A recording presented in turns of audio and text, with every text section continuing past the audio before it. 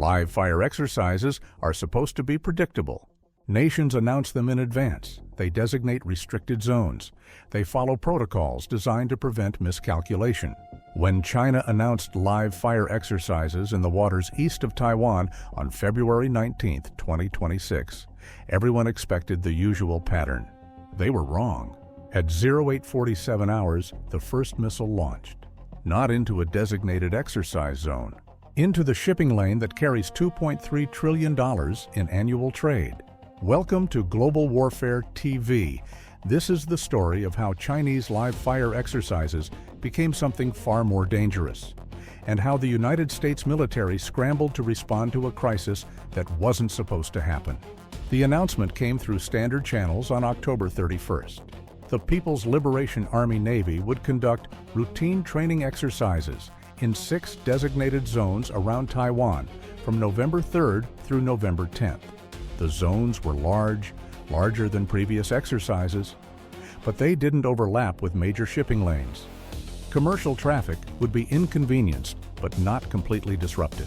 American military planners evaluated the announcement and classified the threat level as elevated but manageable. This assessment was based on decades of Chinese behavior.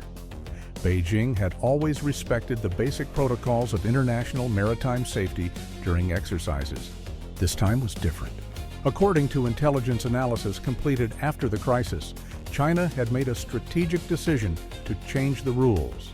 The exercises wouldn't just demonstrate military capability, they would demonstrate willingness to disrupt global commerce.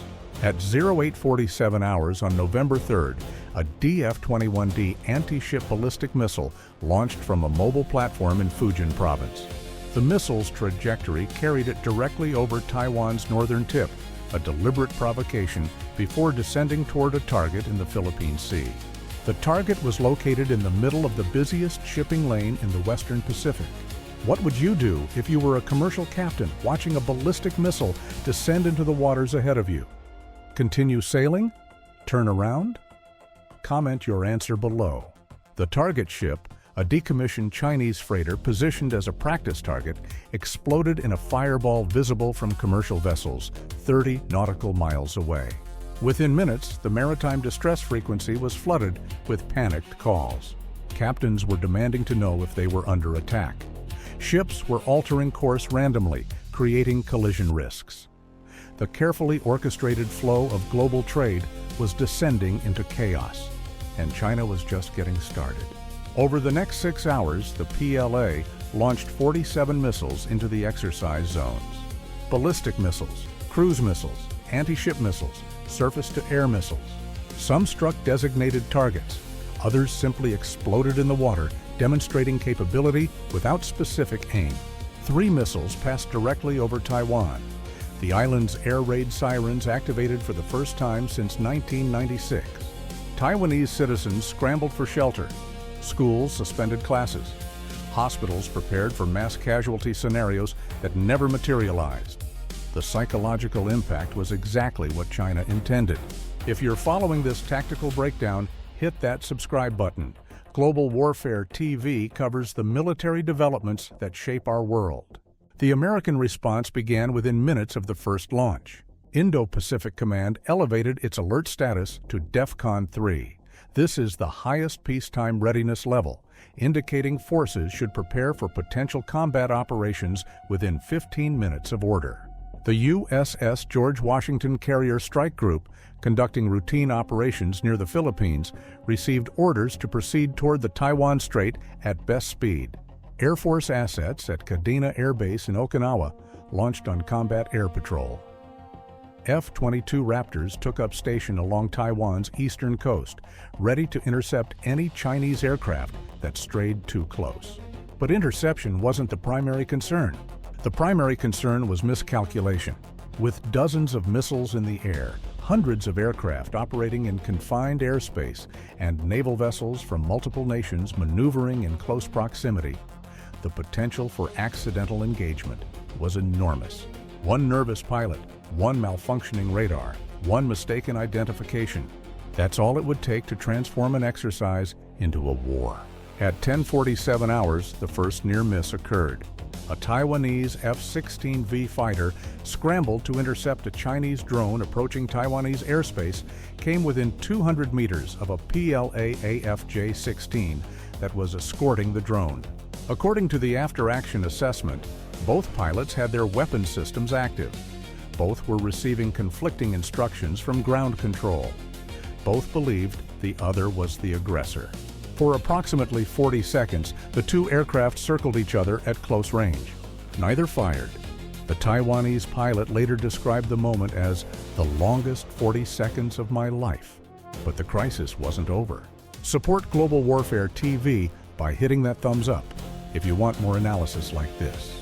At 14:23 hours, a Chinese submarine surfaced unexpectedly in waters that American P-8 Poseidon aircraft were actively monitoring. The submarine, a Type 094 Jin-class ballistic missile submarine, was not in any of the designated exercise zones.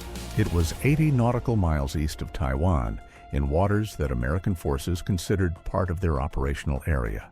The P-8 crew immediately reported the contact to 7th Fleet headquarters. The response was urgent. A Chinese ballistic missile submarine carrying up to 12 JL-3 nuclear-armed missiles was operating in proximity to American warships. The submarine's intentions were unknown. Was this an exercise maneuver, a provocation, a prelude to something worse? The USS Halsey, an Arleigh Burke-class destroyer operating nearby, was ordered to establish a tracking solution on the submarine. For the next 3 hours, American and Chinese naval forces engaged in a high-stakes game of underwater cat and mouse. The Halsey's sonar operators tracked the Type 094 as it maneuvered through the deep water east of Taiwan.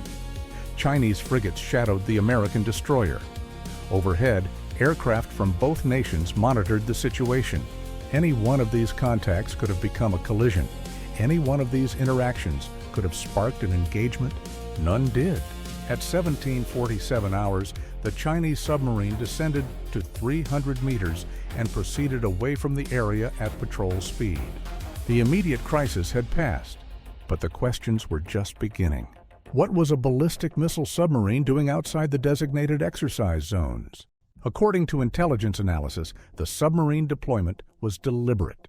China was demonstrating that their nuclear deterrent could operate in waters that American forces considered their own backyard. The message was clear.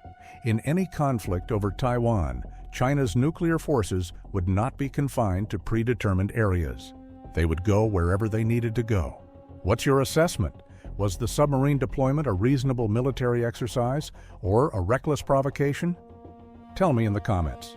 The live-fire exercises continued for 7 days.